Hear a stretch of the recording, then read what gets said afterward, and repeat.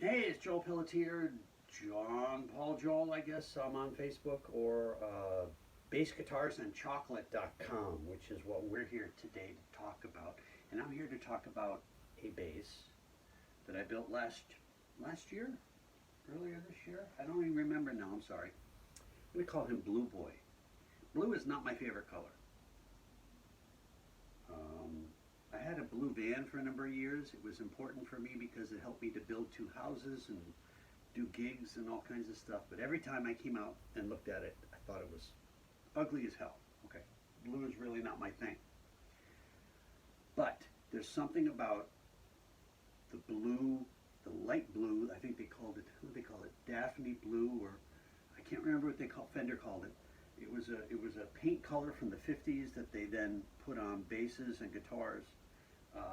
There's something about that blue color with a reddish, not a brownish, a reddish tortoise pickguard that to me screams mid-century, early 60s kitsch. So it's kind of cool, it's kind of pretty. So I wanted to build one bass, one blue bass. One, it's okay, right? But I also wanted to experiment. There's a website that I sometimes buy some guitar parts from that sold some very lightweight bass bodies. I have one lightweight jazz bass that I built 5-6 years ago. It's a light yellow 61 style jazz bass with two tone controls and two concentric tone and volume pots. And the body I found on eBay, it was a Japanese, I guess, body, but it was lightweight, but it was already finished. I matched it up with a light neck and very light tuners. And I don't know what pickups I put on it. I think they could be Fender 60s or Custom Shop or whatever. But there's just something about that bass, that the perfect combination of the right frequency that they vibrate at, the body and the neck, that matched really well, that it was resonant, it was full. I have some heavier basses which have a little bit more low end on the E, but it's pretty good. It's actually very nice, and it's very fun to play, and I haven't played it in a while, but anyway. So this website they always have lightweight bass bodies. I think the wood is a Paulina, they call it, which to me sounds like a Russian version of Paulina. But anyway, they had a light baby blue bass, jazz bass body. So I thought, let me try that. Let me try making a super light jazz bass.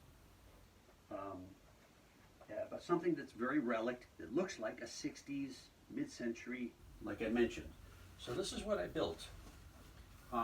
This bass is so light. I think it's like 5 pounds. I don't have my scale in here. I'll weigh it and I'll put it on. But it's just so light. It's just amazingly light. The neck, I don't remember where this neck is from. I think it's just a Chinese jazz neck. It's possible that it's a Mighty Mite, because I'm a big fan of the Mighty Mite necks, but I have to take it apart to find out, and I might actually end up doing that very soon. But I think it's just a Chinese neck, a cheap Chinese neck, like a $50 or $40 neck, that I really worked on a bit. I know I stained it myself based on the finish. It has an amber. Okay, the date on here, 1/21/2019. So I finished this bass in January of 2019. That was the date I put on the back of the neck. I don't know if you can see that right there. You can see it has the ultralight Hip Shop tuners. Thank you, Hip Shop. And which means that it looks right from this side, but it does not look right on this side, so who cares? And all the hardware I placed in a bath with what is that acid that they use in swimming pools? You float it on top of a glass tray with some of that acid, and then you cover it for a day or so. You don't actually put it in the acid, it's the fumes from the acid that slowly eat away. And a lot of eating away on the hardware on this one. A matter of fact, I think it's a little too much on the control thing, but there you go. And the pick guard is a very, like I said, reddish, early 60s color. The pick guard's not the brownish, which I tend towards in all my, like all the sunburst basses, and look better with the brownish. But anyway, and the pickups, like I said, I believe are, I think they're Fenders. The knobs are even, like they're not black, they're like a brown, like a really faded, which I think I ordered them thinking they were black and they showed up brown. And I'm like, yeah, they look okay, I'll put because okay, so anyway, I even got, at NAMM back in January, I even made sure I got a matching strap, this beautiful strap right there from a very nice gentleman. I can't remember the name of the company now. Sold me a bunch of strap. Okay, anyway. So I put all the hardware on just like the first basses there. And the problem with this bass, it's so light. It is so comfortable. And the neck is thin and everything else, but it just doesn't have quite enough bottom. The middle sounds great. The G and the D sound great. This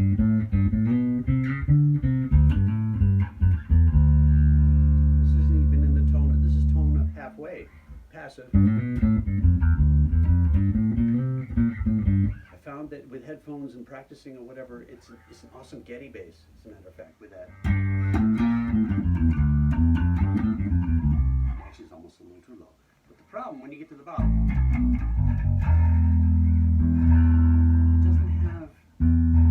it doesn't have that real bottom.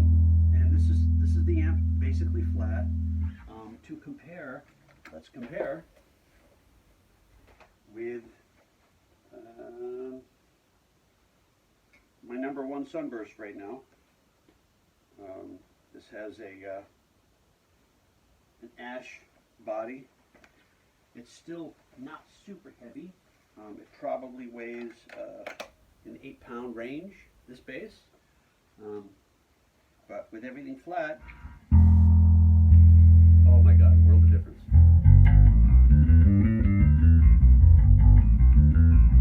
Wow. Oh, no wonder this is my number one bass. Holy moly. But anyway,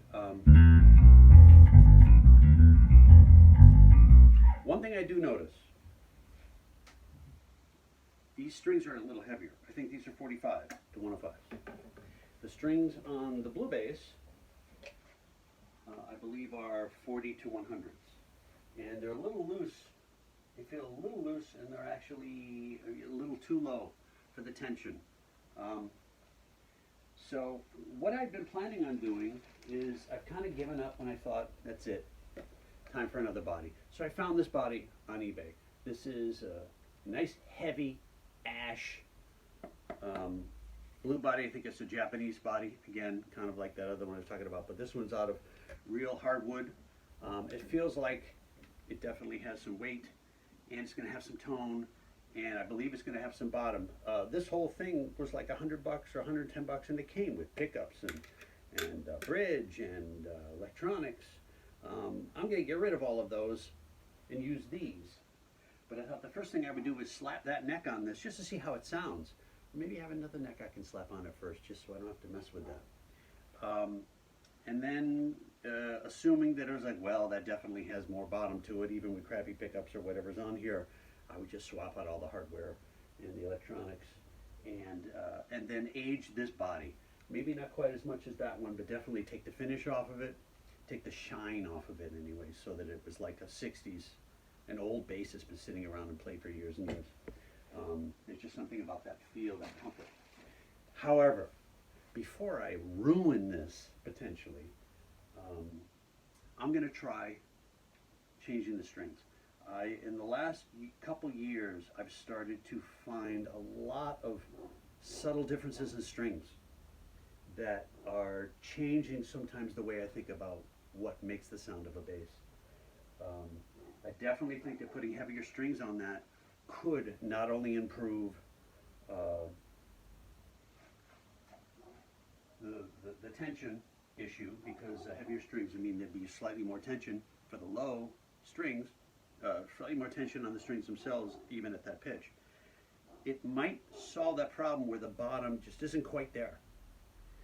I have a feeling still won't come close to my number one. And I don't have to match that bass, but at the same time, and I'd love to have a bass that you pick it up and it just sounds Getty. It just has a little bit of an edge. It just has that already. Uh, and the one Getty bass I built doesn't quite have that. But at the same time, it's got to have a bass. Has got to. It's in the name, bass. It's got to have more bottom end. So we're going to change the strings.